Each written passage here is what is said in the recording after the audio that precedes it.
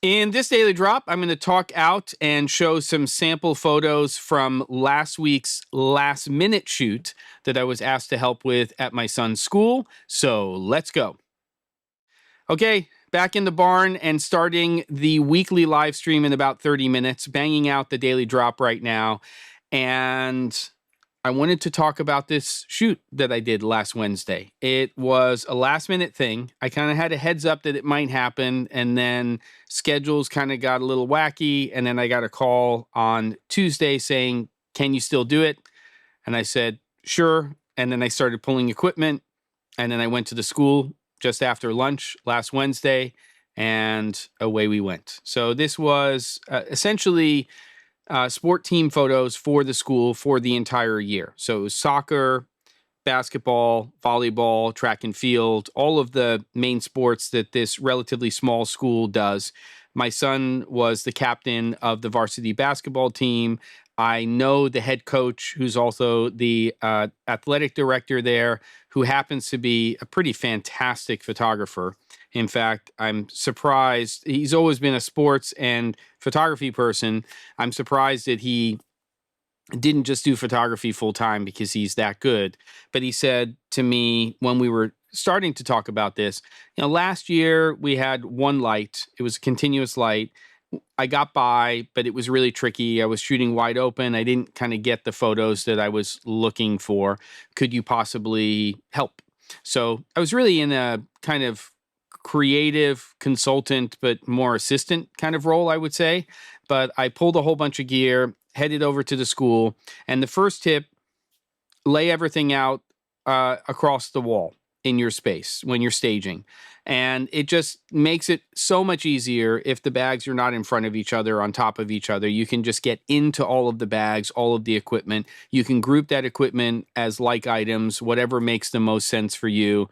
That was the first thing.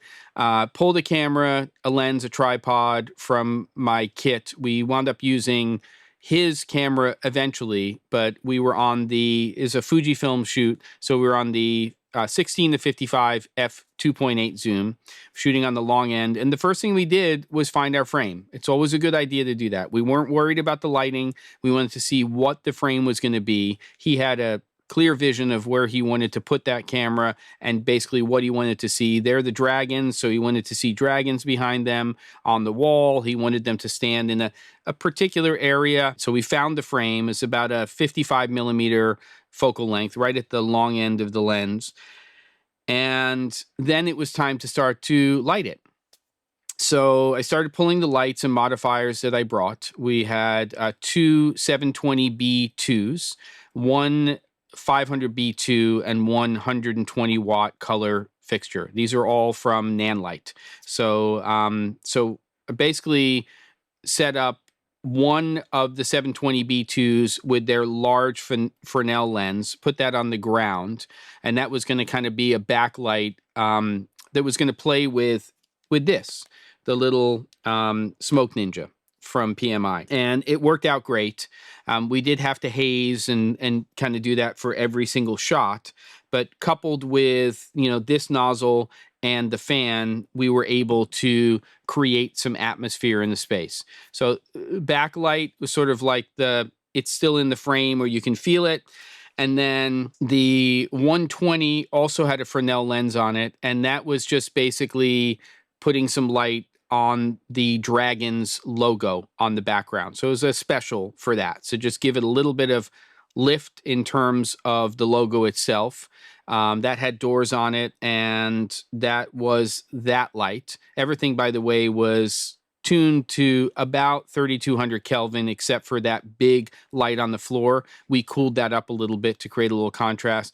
And then from a keying standpoint, it was a 720B inside of the Nanlite 150 centimeter, approximately 59, 60 inch softbox. Magic cloth on the front of that. And then the other 500B2, which was the fill light, those kind of like, it wasn't completely even, but it was pretty even. That was inside of a Westcott 48 inch softbox, also with a similar type of diffusion. And that's basically how we keyed the shot. Went for about a 5.6. We stopped down a little bit with certain configurations with the teams when they were, you know, there was people in the back row, front row. If they were all on the line, we were trying to target for about a 5.6. I think we stopped down to a 6.4 at one point, maybe a 7.1 on one of the shots just to be safe. So we were kind of riding the ISO game. But the real thing was this and that backlight. It was going in and hazing to create that kind of atmosphere and then cooling that backlight up. I think we were, if we were 3200 on all of the other lights, that light with the Fresnel that was on the ground, that was burning at about 4,800 Kelvin. So that's kind of the contrast there, about 1,500 Kelvin cooler than our key light on Talent. And these are actually lower resolution JPEGs that I was able to get. First one is just me. I'm just holding up a little target from Calibrite so that we have a reference, or he had a reference for when he went into Lightroom or Capture One or whatever he uses for post. And then the other two photos are of the teams. So we have this first one. He always does this thing where the first photo or photos are a little bit more conservative, where you're just looking to camera. You're sort of, you know, you're the player or the players, and they're the team and they're looking to camera. And then the second one is he just lets everybody have fun. And that's what you're seeing here. This is the second photo with the volleyball team where they're having just a great time. And I really like it. You can sort of see, well, you can very much see what that backlight is doing, and in terms of the smoke or the haze or whatever you want to call it. And then this is a teams photo, meaning select players from soccer, from volleyball, from basketball, from track and field. Primarily chose players that I think are coming back next year, because that makes a lot of sense from a marketing promotion standpoint. So my son's not actually in that particular photo because he's a senior, but you get the basic idea. So I wanted to, and I was able to do a follow-up episode on that particular shoot. Again, I was assisting.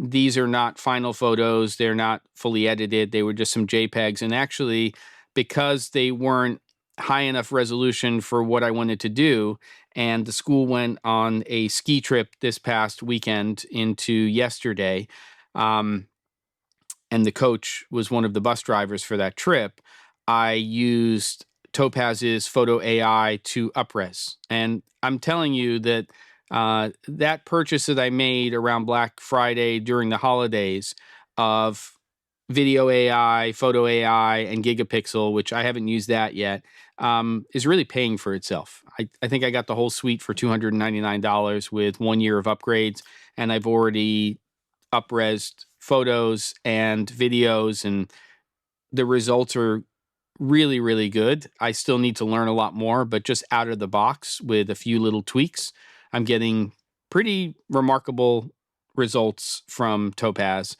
and I'm happy about that purchase.